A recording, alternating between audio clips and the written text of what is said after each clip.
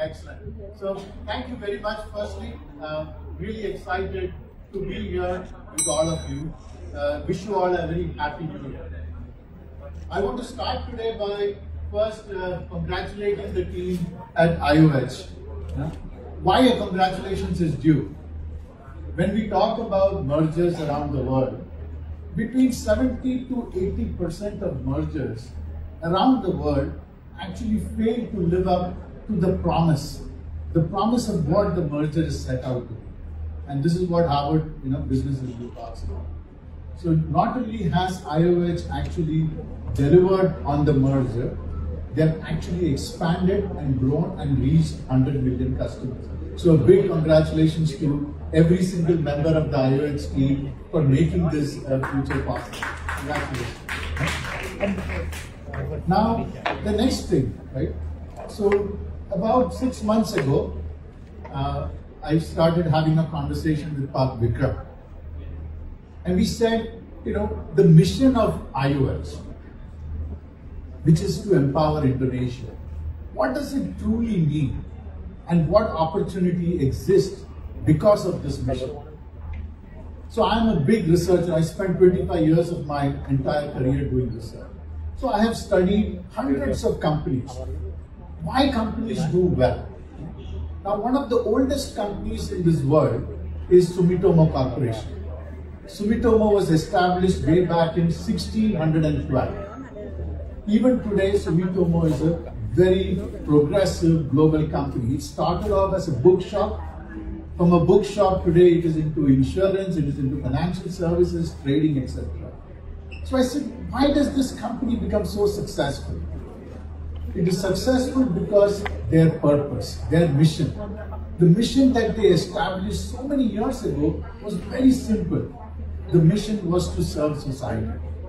So as I look at this mission of Indosat, which is empowering Indonesia, this is such a fabulous opportunity to now build on to serve Indonesia going into the next maybe 5, 10, 15, 20, 30 years. So we said, let's create a report that can truly be a source of intelligence, insight and information to everybody, because digital offers so many opportunities.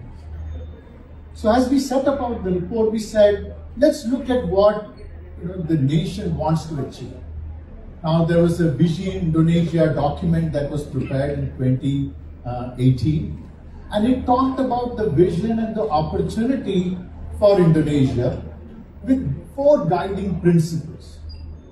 To be a sovereign, to be successful globally, to be an advanced nation. That means we should be at the forefront of adopting new technology, to be a fair society to every Indonesian, and to be prosperous. That means our economy should continue to grow and achieve.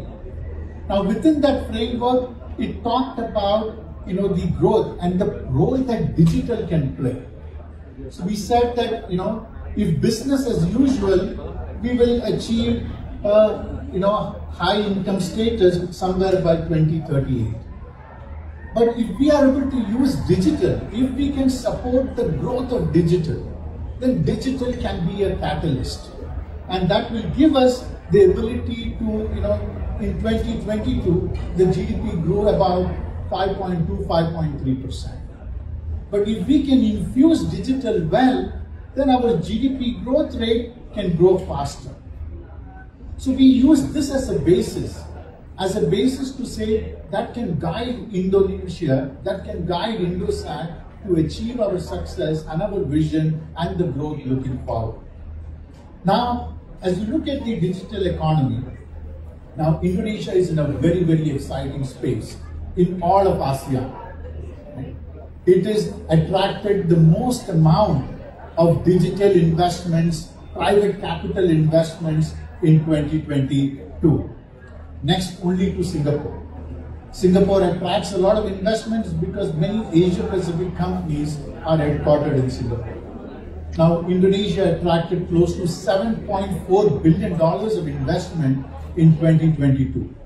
Now, what really drove much of the investments in 2022 was in the area of fintech and financial services. So you can see now that the fintech financial services is beginning to grow at a very, very rapid pace. Indonesia is also one of the biggest e-commerce markets in this region. And we have other new segments, like the online media and streaming are also growing. So these are the 4 key drivers of the digital economy. So what opportunity exists for us as we look beyond? How can we partner together to drive and accelerate that 5.7% GDP growth over the course of the next decade? So we looked at and we said there are 7 key growth drivers, which we all need to collaborate on if we had to realize this vision. The vision of Vision Indonesia to become a high-income economy by 2036. So what are these 7 key growth drivers that we need to align on, right? The first one is the opportunity with the rural markets. We are at, it is one of those countries relatively with a lower urbanization rate. Our urbanization rate is about 57%.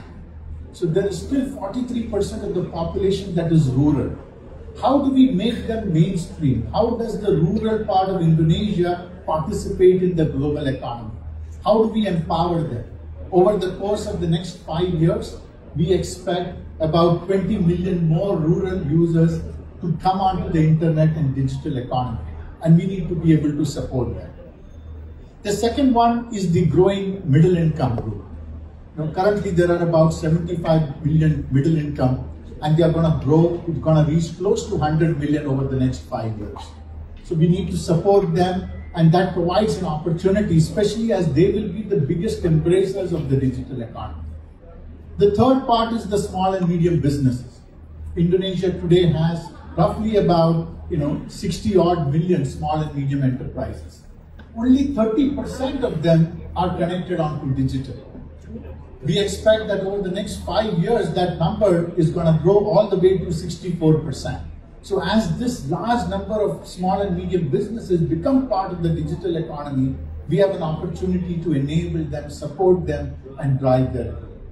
The fourth one is the large businesses of Indonesia. Over 70% of the businesses in Indonesia are still not digitally enabled.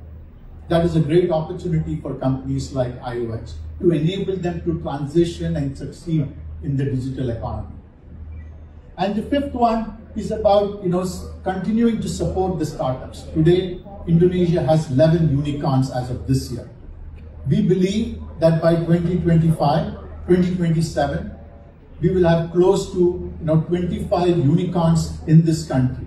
A lot of investments has gone into financial services and fintech that will create many of these unicorns, in addition to areas such as healthcare and e-commerce. Then the government itself, relatively is now accelerating its pace of adoption of digital technology. We expect that investment to grow, and the foundation of all of it is the need to build that digital talent pool. There is a forecast by World Bank that we are going to be short of 3 million IT talent by 2027. So we need to work hard to overcome that talent gap if we have to realize this vision. So these are just some of the insights. Each of these data points are provided in full detail in this report. You can actually, everybody can scan this. The report is, courtesy of IOH and the partnership. You can go ahead, you can download this full report, you can distribute it freely. The objective of the report is, can we collaborate so that there is this one source of information which makes it easy, because there was so much of information but it was not consolidated. And what we have attempted to do is use this as a tool to be able to provide and drive conversations together between all of us. We hope you will enjoy the report. Please ask us as many questions as you can, and we want to make this an annual event. So every 4th of January, we will come with an updated version of Empowering Indonesia so that we can collaborate and together realize that vision of being a high-income economy by 2036. Yeah? So I wish you all a great year. I think it has been, the global economy, there are so many challenges, but amidst that, I think we also have some great news from companies like IOH and others who are doing well. So let's use this opportunity to use the power of digital to help build a better country and a region for everybody.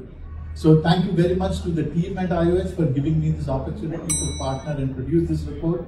And we look forward to feedback from all of you if there are insights or interesting things that we could do together to help drive and empower every Indonesian. Thank you. Thank you very much. Please do remain on the stage, because we will